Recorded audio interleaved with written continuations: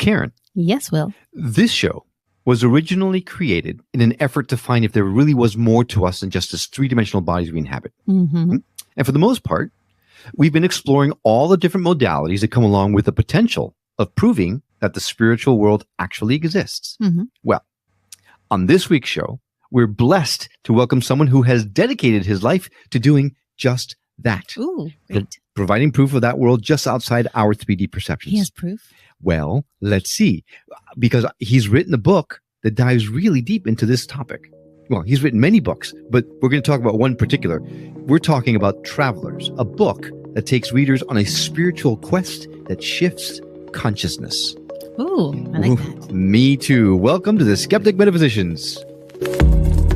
My name is Will. And I'm Karen. And unlike Mulder and Scully, we both want to believe. So we've embarked on a journey of discovery. We've talked to people deeply entrenched in the spiritual and metaphysical world. We've thrown ourselves into weird and wonderful experiences. I even joined a coven of witches. And wait, you joined a coven? Yep, all in the interest of finding something. Anything. That will prove that there's something beyond this physical, three-dimensional world we all live in. This is the Skeptic Metaphysicians.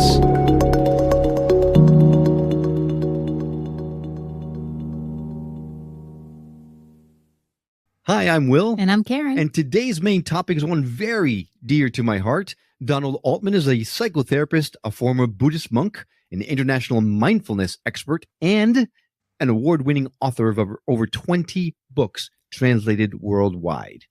Now, he's been featured as an expert in the mindfulness movie. He's been profiled in the Living Spiritual Teachers Project and currently writes Psychology Today's Practical Mindfulness blog.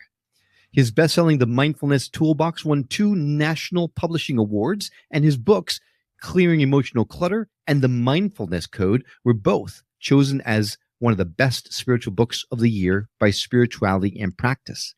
And if that wasn't enough, his newest book, Travelers, it's a mystical and spiritual odyssey about a grieving psychiatrist who meets a mysterious traveler in a story of healing, hope, and renewal. I could not be more thrilled to welcome Donald Altman to the show. Welcome, Donald. Well, hi, Will, and hi, Karen. It's great to be here with you today. I definitely want to dive really deeply into your book, but before we do that, it's not often that we get the chance to talk to one of the foremost experts on the topic of mindfulness, so we'd be remiss if we didn't ask the obvious question. What's the difference between mindfulness and meditation, or is there even a difference? Well, there is a difference, and that's a good question. Meditation is really about when you're focusing on something. It could be you're focusing on the breath, focusing on an object, or you're saying a mantra, but you're bringing your concentrated energy into one thing. Where mindfulness is really more about being aware of what's happening moment by moment, whatever is entering your sense fields, and paying attention to that. So noticing your thoughts in the moment, noticing as I take this breath, noticing the colors on the screen as I'm talking to you. So it's really all of that as you're moment by moment going through your day. It's a very different experience. It's kind of a meditation. It's a meditation on the moment, you might say, rather than any one particular thing, which is more meditation. So it's like being present, but on steroids. Yeah. It's very much on steroids. I think that's a good way to describe it. And you might think of it as being a little scary for some people because, we're so distractible all the time, aren't we? We're looking at screens all the time. Everything's trying to grab our attention. But mindfulness also brings in the idea of intentionality, that I can harness my attention and I can use it the way I want to. So for my benefit and for the benefit of others. Mm-hmm. Now, Karen and I have started a meditation practice. I've started it a little bit longer than Karen has, not to rub anything into any wounds, but Mr. Meditator. and yet you are so much better at it than I am, right off the bat. But a lot of the meditations that we run into have a lot of mindfulness in it, right? The Calm app and the Headspace, they all do mindfulness meditations. So when we talk about meditations, we're talking, there's a whole gambit of types of meditation, but just as much, there's a whole gambit of types of mindfulness practices, right? Because weren't you the vice president of the mindfulness eating? Yeah, actually the Center for Mindful Eating. And I was vice president there. And I think one of the things that led me into mindfulness actually was I was a mindless eater. And I used I use food in a, yeah. I never met a cookie I didn't like. And if I was, emotional about something, or I couldn't deal with something, I would eat food as a way to, kind of medicate away my difficult emotions. So I was an emotional eater, and probably, most of us have done that at some point or another. And when I went into the monastery, I actually spent time as a Buddhist monk. And one of the things that really interested me was how I might be able to learn how to eat differently or understand my emotional eating. And one of the things that happened is very funny. So I went through this incredible 2 to 3 hour initiation into the very ancient practice. And then I got back, they showed myself and 2 other novice monks a room. They said, you're going to be staying here. And there were 3 beds on the floor. I just sat on one of those mattresses, and suddenly I had buyer's remorse. Oh my God, what was I thinking? And right in that moment, I really could have used some food to distract me or make me feel better. But I had taken a vow not to eat after 12 noon. Now, the monks would get up very early in the morning. We would meditate by around 6. I get up at around 3:30 in the morning to be meditating, doing chanting. At around 6 o'clock, you'd have a 30-minute breakfast. And then from 11 to 12, you'd have lunch, but you wouldn't eat after that. And that was my greatest fear, was, could I do this? I didn't know. But anyway, here I am. I get in the monastery. I'm sitting on that futon, thinking how I needed something to help comfort me. Some food would have been nice. And right then I looked to my left, and there was a bookshelf there. And on this bookshelf, I could not believe my eyes, Will and Karen, was a giant Cadbury's chocolate bar. And my first thought, I saw that. My first thought was, I'll never forget it, somebody set me up. Like, like, oh yeah, they knew I was going to go to that futon. They knew that I was going to, so they put this big chocolate bar. I mean, nobody knew I had this eating issue. But when I saw that chocolate bar, my mind went into a war. We've all been there. One side of me was, I want that chocolate bar. That'll make me feel better. The other side was, no, you took this vow. You can't eat after 12 noon. You can't eat the chocolate bar. And there was this war going back and on. It was really amazing. And then after, I think it must have been an hour of hearing this war, suddenly it was like I got jolted, and I was watching these 2 voices. And it occurred to me right then and there, well, who says I have to do one or the other? I can do both. I can crave the chocolate bar, and yet I can still follow my vow, right? And it was showing, I learned an important lesson in that moment about how we can provide ourselves, we can be a container for all that exists within us. The challenges, the good things, the bad things, we can hold it all and find wholeness actually in doing that, instead of getting reactive. Mm-hmm. So it was a powerful lesson for me. And I found out that nobody set me up. Nobody put the chocolate bar on that shelf to get me, so to speak. But people would donate things to the monks, all different kinds of things, and they would put them in different places throughout the monastery. So it wasn't, nobody was personally trying to catch me with that chocolate bar. Sure. Well, you definitely are a kindred spirit, I'll tell you that, of mine. So I have 2 questions. Yeah. When did you go to bed? You can't eat after 12. Like, could you go to bed at 1?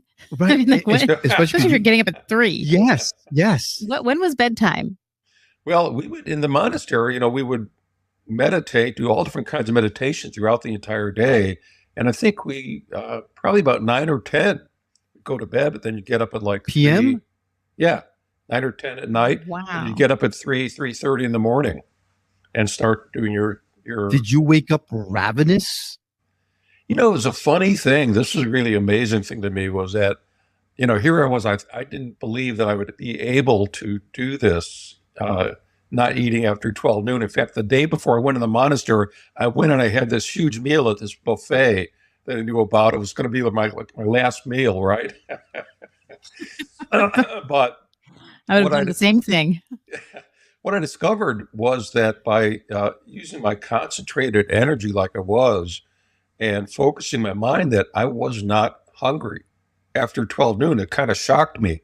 You could have a tea or something to drink in the afternoon, a juice or a tea, and that's all I would have. But I did not have the kind of hunger that I thought I would have. It was really kind of amazing to me. And I think it was the quality of focusing your mind, paying attention like that, that I didn't have to need all these other distractions. I didn't need food to medicate away anything.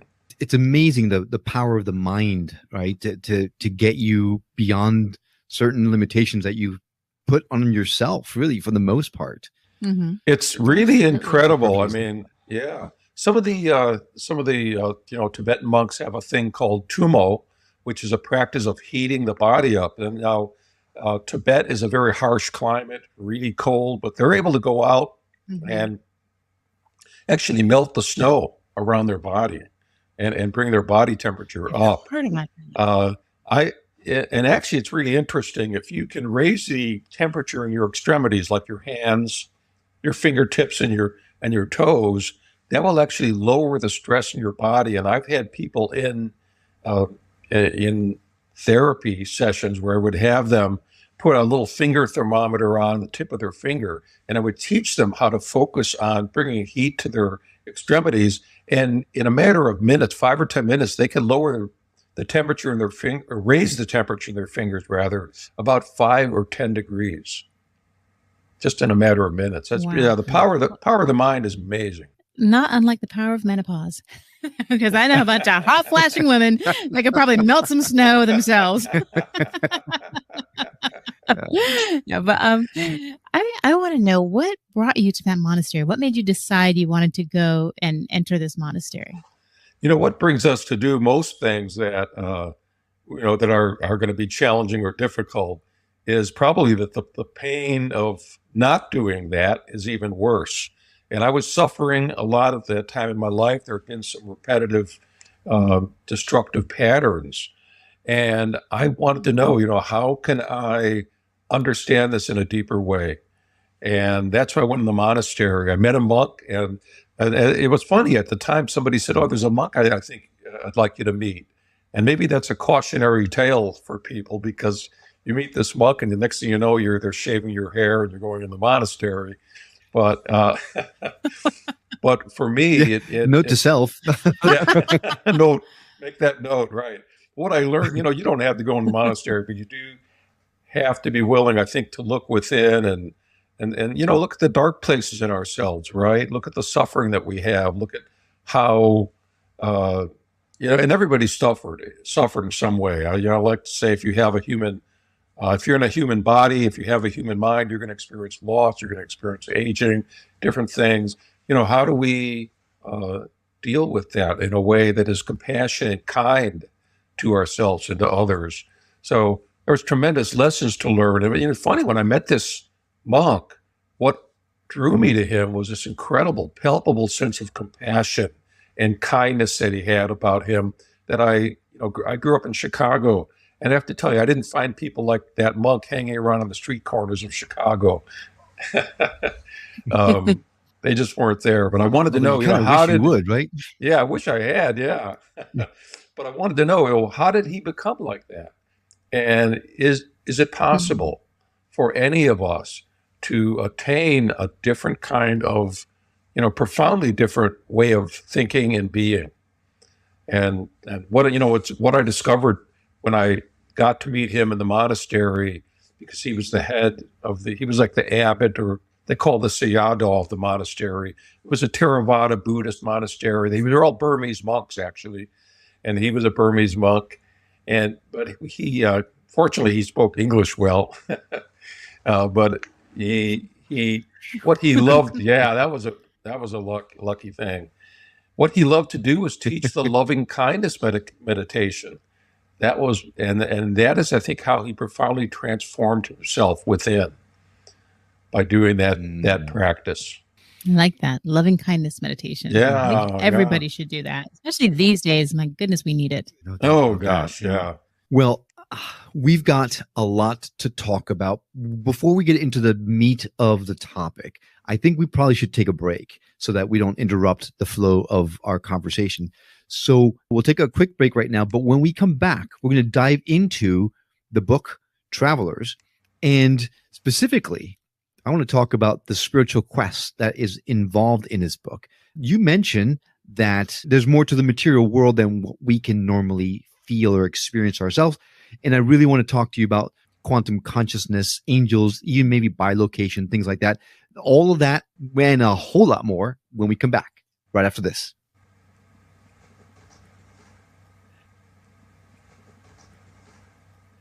Welcome back to the Skeptic Metaphysicians. We are talking to Donald Altman, who is a former Buddhist monk and a prolific author of over 20 books that have been translated into different languages across the world. His newest book, Travelers, is a spiritual journey, and it is interesting because this is not your typical spiritual awakening book. This is actually a story that's kind of wrapped into a spiritual exploration.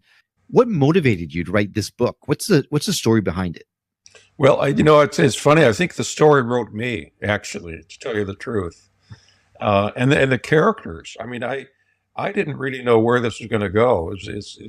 I had this idea for a book about, why are we here? What are we, about the spiritual journey? And I actually tried to write it as a nonfiction book, and it would refuse to be a nonfiction book. And I thought, you know what?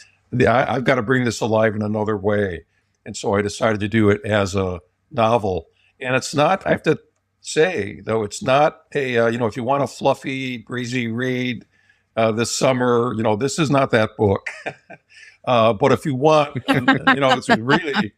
it's more of an invitation into the unknown, into the dark places in our souls, and the dark places in our lives, into the things that we have to face, whether it's a mental illness or a loss, and how do we get through that as a family? There's some, and I think that is what drives us into the spiritual quest. You talked about, the material world, and, I think even the mental health field, I think, is very steeped in a mechanical view of things. So take a pill, it's these kind of simple ways of looking at things when actually we're very complex. I mean, how can you replace an emotion, right? I mean, I don't know. So I wanted to have an invitation for people to step into the unknown here through this book, and to challenge the reader, actually, and to take them to some places maybe they're, not really comfortable being, which is that non-ordinary reality, that place where, transformation can happen, where miracles can happen, where the unseen becomes known. And I think we're all capable of doing that. So you said that you're exploring, the dark places we all have. So by dark, is it always grief or something negative, or can it be just something that we don't know about? So it gives us that fear and makes it feel dark. Yeah, it could be our own fears of something. It could be our own shadow. It could be our blind spot, thing that we are not really willing to look at in ourselves. And it could be something we share with another. It could be dealing with that difficult situation at the office, or with not having things go your way in life. I mean, it's so many different things we have to face. It's not just grief. Loss comes in many different packages and shapes and forms, doesn't it? So, but whatever it is, I think if we can open ourselves up, and a willingness to enter the unknown, right? Enter our own world of even our dreams. Think about how amazing our dreams are. Our dreams take us out of the ordinary reality. And there may be something to our dreams that, a lot of people have solved problems creatively by just dreaming. Some people have written books in their dreams. It's pretty amazing how we can tap into a different world just in that way. But, you guys are doing meditation. That's another wonderful way to connect with the non-ordinary world. And you are touching on some points that I really wanted to make sure we talked about, because in your book, you do talk about certain key phrases that in the metaphysical and spiritual space, where if you mention these topics, you automatically get someone's attention. Things like quantum consciousness and angel, bilocation, things like that. Yeah. And in your story, you say that there's a lot more to this material world than we can normally perceive. Right. But you say you have proof of that, right? Well, here, I'll give you an example. This really happened. I'd written the book, and several months after I'd written the book and the publisher had it, I was out hiking in a wilderness area. I live in outside of Portland, and this was an incredible wilderness area. And this area is also mentioned in the book. And in the book, the character is out in this area doing a spiritual quest, and it's at night, and it's a dangerous area. And he has an accident. He falls and he gets injured in some different ways. And in a part of the park that I actually at the time I'd been to the southern part of the park, but never the north part of the park. And I described the part of the park that I didn't really know, but I described it.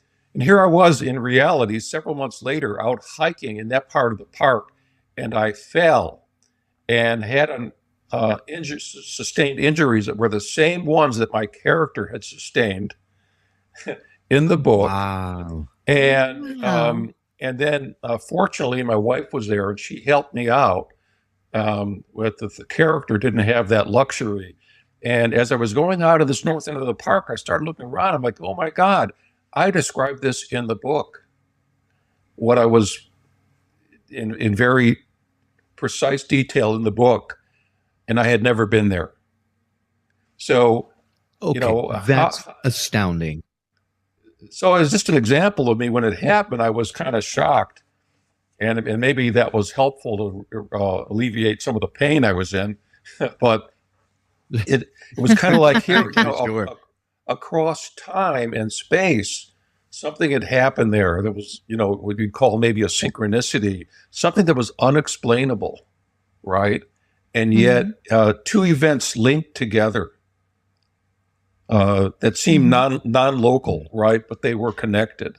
And so it was almost like an affirmation of me of what I was trying to say in the book. And it's almost like, it sounds almost like a chicken and the egg thing. Like, was this a prophetic thing when you were writing it, or did you manifest it when you were writing it? That's an interesting question. The book wrote him. Well, that's, yeah.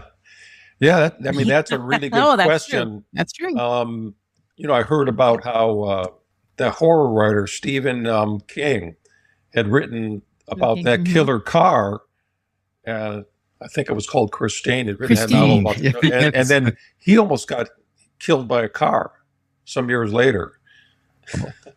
But again, what is the chicken and the egg? I don't know, and I'm not sure if it came first. Yeah, I don't know which came first, but it really shows that when these anomalies happen in our lives, these things that we often think are coincidences maybe are not coincidence. Einstein didn't believe that any of these things happen are coincidences.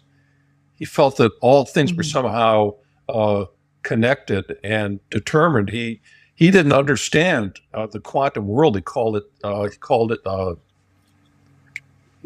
spooky action at a distance or whatever it was, because he could not understand, well, how does this really happen? Makes you think twice about writing certain things, doesn't it? just be a historian. I've had some other experiences of things that happened moments after I thought of them. One time, it's many years ago, I was in my 20s, and I had a dream and at that period of my life, I was trying some acting, some different things, and I had this dream that this guy was offering me a job to work with this woman who I had met, and it'd be at a trade show, and I'd be dressed up in a lab suit, and she'd be dressed so and so, and we'd be performing at this show, and so I'm having this very vivid dream, and then my phone rings and it woke me up, and I pick up the phone, and it's the guy in the dream who had offered me the job is on the phone offering me the job and describing, What? and describing to me exactly. You'll be working with Nancy. That was the woman in the dream, and you're going to be like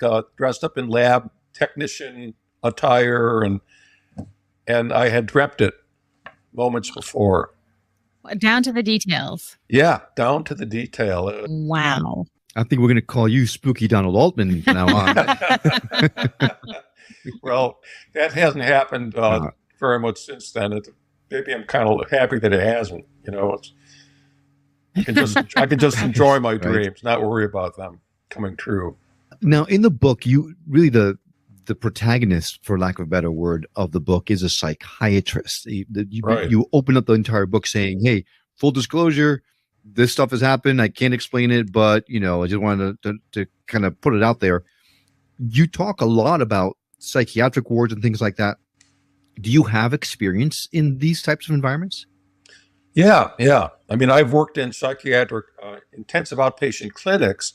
In the story, it's a residential unit, and I've been in several residential units and actually had somebody who works in a residential unit read through and make sure it was accurate in all aspects. What is it as to what it's really like in there, what it looks like in there, but I have had, as a psychotherapist, been in those units. So it's I wanted to bring people into that world too, because I think it's a world a lot of people maybe wonder about or haven't really experienced. And Sure. And the psychiatrist, he's kind of a cynical character. He's seen it all, and he's had a great loss. I don't want to give anything away in the book, but he's had a great loss in his life. And the interesting thing is he can't heal himself, right? But here he is trying to work and heal others. And through this journey that he takes, he actually is able to transform how he feels about the loss in his life. And the relationship with him and his wife is a very key part of the book as well. It's about, a loss that affects two people. Everybody heals in a different way from a profound loss. So, that's also a part of the book. But he's invited to take this journey, and he meets this strange traveler character and her dog, who's a sentient canine, and they bring themselves into his life in ways he can't imagine. I am so in. You are speaking my language. I love these kinds of stories. So you're talking about a spiritual awakening type of story that takes place in a psychiatric ward. That is fascinating, which brings up my next question. There's a lot of people that talk about schizophrenia and things like that as maybe it's not a mental illness. Maybe they're just perceiving other worlds that we're not privy to. What are your thoughts on that? Well, there can be, I think there can be a small number of cases maybe where somebody's having a spiritual awakening experience that can maybe mimic what schizophrenia is. And, but in those cases, that would not be persistent. So somebody might have an awakening experience of some way, a spiritual initiation at a time of great duress in their life. In fact, I experienced that actually in my 20s when I was experiencing major depressive disorder myself, and had some experiences, out of body experiences that I didn't understand at the time, but that I thought, So jealous. yeah, and it was almost like a release valve. It gave me a sense of relief. I wasn't focused on it or obsessed with it. It didn't affect my ability to function, but it said, "Hey, there's more to you than just this physical world," and it made me, and it gave me a sense of hope actually.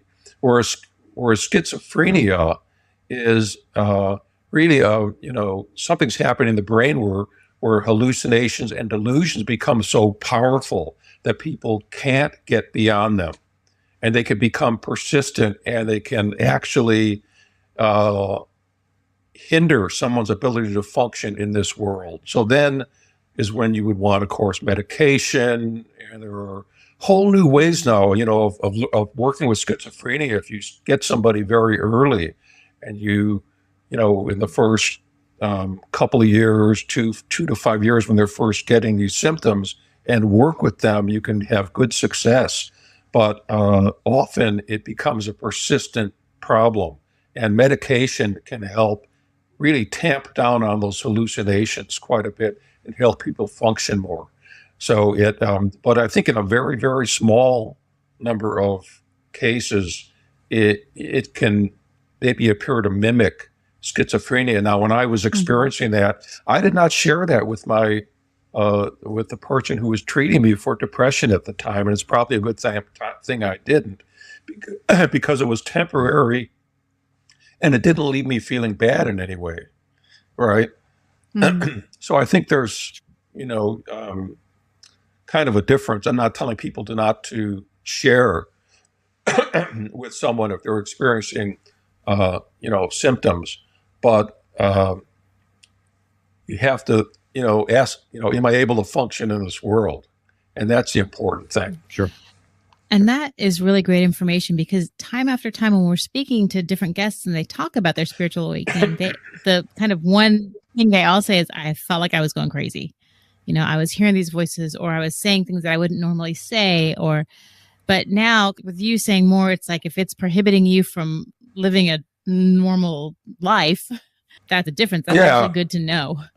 Yeah. I mean, if voices are persistent and they're telling you to do things that are not helpful things, there's a problem there, and that needs to be treated.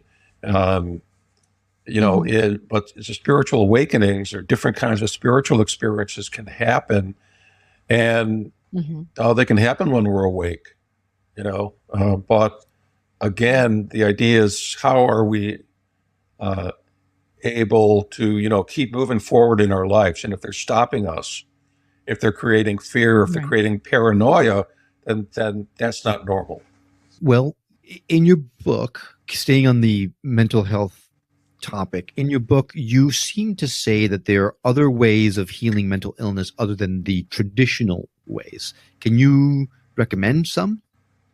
Yeah, I think one of the ones that I work with is mindfulness as a tool for helping people. Mindfulness has come into the field of mental health, and is helping a lot of people heal from depression and anxiety, and actually reducing those symptoms as much as in some cases medication. Now, I'm not saying it's a substitute. I think everybody's different, and some people need medication. Some people can use a combination of the two, right? Different kinds of coping skills, coping tools. There could be many, many different kinds of those. I think what's important is, when you're asking for help, is that you meet with somebody who you have a rapport with, and that connection with the healer or the therapist is really important. It's been shown that connection is more important even than the modality you're using.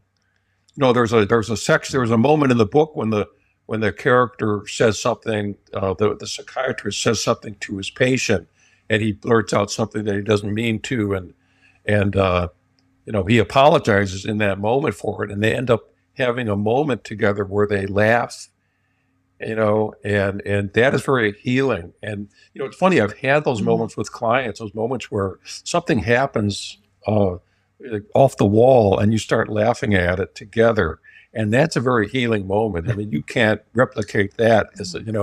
Sometimes therapy comes in really uncertain, unexpected ways.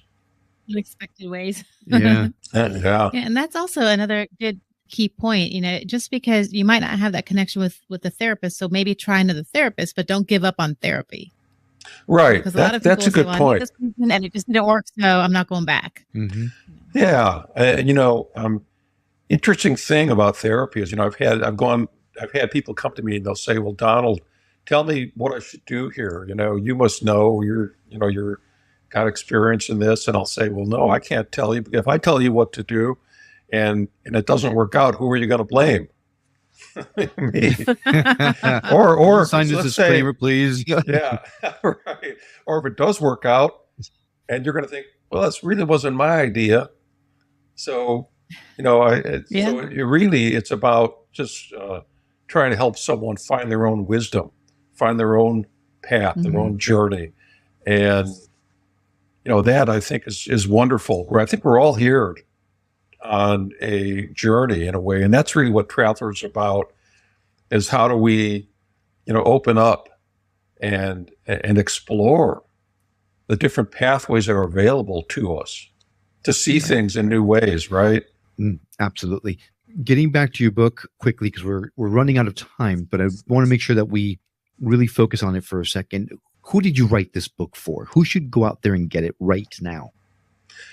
Anybody. I think this book is for anybody who wants to explore deeper meaning for themselves. Anybody who wants to overcome grief. Anybody who wants to find, what's stopping them, what's blocking them, and how they can connect with the world, with nature, with the magical parts of themselves that are maybe hidden from view. And, overcome fear. That's also what this book is about. If you're being blocked by your fear of the unknown, your fear to do something, to be brave and take a chance, and I think this book is for you. Well, I'm a sucker for Way of the Peaceful Warriors, Celestial Prophecy, these types of books that tell a story, a narrative, but that contain great messages inside of it. Your book is right up my alley. You definitely have another sale on your hands now as soon as we finish this conversation, because it sounds like it's a great book. Is there anything else that you think people need to know about you or the book before they move forward with getting it? Sure. Well, you can find out more about me, and I've written a lot of different books, and some of them are being used in treatment centers. A lot of clinicians use them. You can find out more at mindfulpractices.com. It's MINDFUL practices.com. And that's my website. You can join me on the Psychology Today website. I do the practical mindfulness blog. And also, I have a reflect group, like a meditation group on Facebook. And it's facebook.com/MND mindful without the I, practices. So you can find me there. Wonderful. We're going to add all of those links directly to our show notes. So if you'd like to access any of those, no need to get a pen. You can go right to skepticmetaphysician.com right now. Go to his episode page. You'll see all those links laid in there directly for you. Makes it super easy and convenient. Donald, this has been absolutely wonderful, fascinating, exciting, all at the same time. Yes. I can't thank you enough for coming and sharing of your expertise with us. Well, thank you so much. I don't know if I was able to prove to you anything, but I tried. You did. I mean, you gave me a more, what's the right word? Not concise way of thinking about it, but more of a practical way of thinking about things and putting two and two together. Yeah. Cool. And for me, talking about your release of astral projection is what gave you that proof of the non-material world. It gives me such perfect validation, because everyone who listens to the show knows that that's the one, astral projection. That's the thing. That's what I need to know for sure this stuff exists. So I know it works. So I'm going to continue on this path. Well, thanks again. It was a joy being with both of you. Oh, no. Likewise. It was our pleasure completely. Thank you so much. Thanks for coming along on this journey of discovery with us. We'd love to continue our conversation with you on our website at skepticmetaphysician.com or on Facebook and Instagram under Skeptic Metaphysician Podcast. If you know someone who would benefit from hearing the messages we're sharing on the show, do them and us a favor and share the show with them. It will help get the word out about us, and it may just change someone's life for the better. And if you're listening to this on the radio and you missed something, well, not to worry. All of our shows, including this one, can be found at skepticmetaphysician.com, where you can also watch the videos or even send us an email or voicemail directly from the site. We absolutely love feedback and would appreciate hearing from you. Well, I hope you've enjoyed this episode as much as we have. That's all for now. We'll see you on the next episode of The Skeptic Metaphysicians.